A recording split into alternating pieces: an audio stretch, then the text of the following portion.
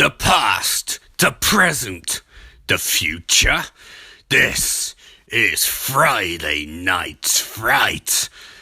What the planet is listening to. Hello, my name's Ian Austin and welcome to Friday Night Fright ShudderMania Day 3. And after the rather poor Devil's Rejects, it's time for something slightly more highbrow, hopefully. Woodshock is a hypnotic exploration of isolation, paranoia, and grief that exists in a dream world all its own. Kirsten Dunst stars as Teresa, a haunted young woman spiralling in wake of profound loss, torn between her fractured emotional state and reality-altering effects of potent cannabinoid drug. Immersive, spellbinding, and sublime, Woodshock transcends genre to become a singularly thrilling cinematic experience that marks the arrival of the Mulovi siblings' information voicing theme. And reviews are very boring, awful, don't bother, very boring. I wish I'd give the movie less than one skull. I won't be high. I didn't watch it because it's all bad for you, so I'm giving it a skull. Skip this, boring. I really won't like this, but really bad. Why the fuck is this in the ad section? Oh god, so bloody boring. Odd, baffling, boring, off-key, defo make me glad I never took mushrooms or anything that weird. Blah, slow and dull. I'm really pumped for this movie already, although I should add, I think Kirsten Dunst is a good actress, and after Devil's Rejects, maybe something a bit transcendental is key. Anyway, that'll come up after a sponsor section, and remember, sponsorship makes the podcast go round. So I just watched Woodshock, and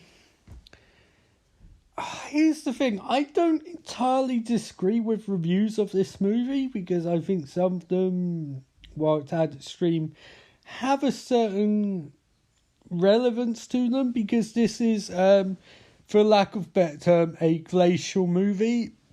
Not much plot, really. It's more visuals and aesthetic and tone, kinda, putting you in character's perspective and then leaving it from there. Very artistic. It's a horror movie of sorts. I don't think it's definitely not a jump scare horror movie, not obviously one, but it's portraying the descent into madness of someone, which can work in a horror term. The description's quite accurate. The haunted young woman spirals in wake of profound loss. I'm not sure exactly what she lost, but something. I mean, Mother was in the start of the movie, I guess, and not in the end, so maybe it's that. And basically she goes, for lack of better term, fucking crazy. Now, on normal hands, that might not necessarily be the most entertaining thing. Indeed, parts of the movie are a bit of a slog to sit through, but it's anchored by Kirsten Dunst doing a really good job.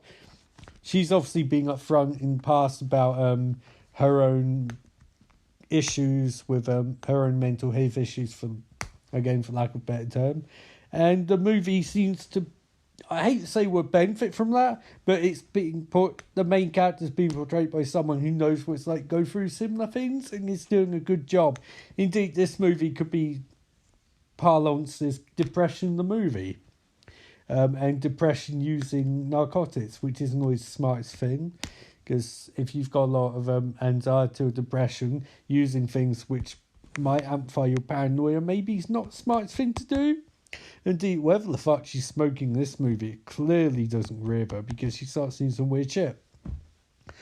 Do I like this movie? That's an interesting question. I don't know. I don't dislike it. I respect what it's trying to do. I respect the intent, and sometimes that's enough. Other times I don't feel I was high enough for this movie. To be honest, I'm not high at all. I'm not drunk. I did have a bath earlier and all the fumes and shit like that, and herbal tea, so I'm a bit happy, I was happy, and then watch this. Now I'm fucking not depressed is the wrong word, but like I feel a bit weird, I mean, I don't even know what to fucking say, really. Like, I didn't hate it, I respect it. I think it's, compared to stuff like Devil's Rejects, this might miss the mark, but it's trying for something.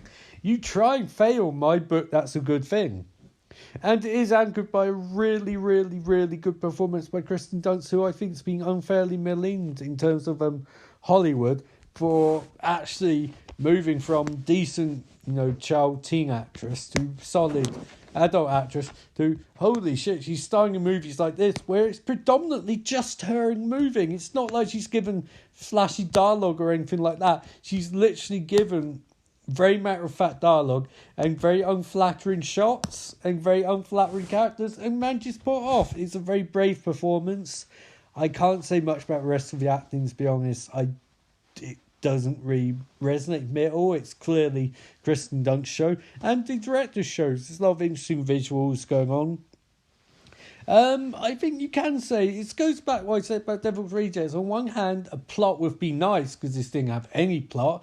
On the other hand, this has a touch more cinematic verve to it. They're doing a good job of creating an aesthetic, and these aren't characters you particularly warm to either, but you don't wish death upon them, or you don't think that movies try and tell you should like these people. It has a very Martin Scorsese approach to it, where you're not meant to necessarily think, oh, what a likeable character. The movie's not judging characters, but at the same time, they inform their own judgments, whereas you see something like Devil's Rejects, where the movie is not only judging characters, the movie is worshipping some of the worst human beings to ever be in a movie. It's like, you should never have director hero worshipping characters, because that's makes for an awful movie. It really does. What else can I say about this? It's quite trippy in places. Some of the visuals are very interesting. Sorry, I'm yawning. I'm very tired. I'm very tired, guys. I'm seeing Ventus mode, so I'm quite knackered. I don't think I'm going to get 10 minutes with this episode. I don't mind the movie. I liked it. I thought it was a good attempt at doing something new. I'm always impressed by horror movies which don't go the generic route. Like, generic route would be, oh, she starts tripping, oh, there's something coming, get her on, it's a monster. This movie doesn't do that because it's trying to be a bit better than the average one. It's very art house in that regard. I wouldn't say particularly brilliant art house, but I would say that I respect it, and sometimes respect is quite a good thing for a movie. Other times it's a bit like, oh, I respect you too much to kiss you, or something like that, in terms of, a woman you like, but you respect too much, even though she's into you, you respect too much and don't want to do anything. This, in some ways, it's kind of like that, because I think I don't love this. I don't even know if I necessarily like it, but I respect it. And the only problem with that is that it doesn't make me think I'll want to watch this again. Although, flip side being, there's a lot of stuff in this movie which might benefit from a second watch. I don't know. Those are usually movies that grow on you, You don't necessarily love them first time, but the more you watch them, yeah, you could get into it. And going by Shudder value, I think this is definitely sort of movie should happen more often. Those reviews may have been writing that this was glacial paced and a bit boring at points, but at the same time, a horror platform shouldn't just have wham-bam movies on there. It should have something for everyone, and this is definitely something unique, which puts across Shudder as a different platform, which is good. I'm definitely not getting fucking 10 minutes with this. I enjoyed that. That was very watchable. And now to try and figure out what next movie's going to be on ShudderMania, because, I've watched a attempt at reworking a sort of goofy B movie from 40s. We've watched Devil's Rejects, which was terrible, and now this, which was a bit artistic. So I think the best way to follow that up is with Rabies tomorrow. So in theory, on tomorrow's edition of the ShudderMania 2019, I'll be watching Rabies, which is is Dave Cronenberg? No, it's a Haran Kashaus, and it's a Hebrew movie. Oh, okay. Intriguing. Cool. Wait, tomorrow will be Rabies, I guess. And anyway, regardless of this movie, I wouldn't unrecommend it. I'd recommend it as an experience to watch once. If you were to get high watching it, I would never condone that. Maybe you'd see something I didn't. Maybe you wouldn't. Maybe you'd be paranoid for years afterwards. That's why I won't say you should do it. But if you did want to do it and wanted to send in your feedback on it, fair enough. Friday Night Fright at Twitter. and available on all the fucking podcast platforms. And we're into rabies tomorrow. Remember, life is beautiful.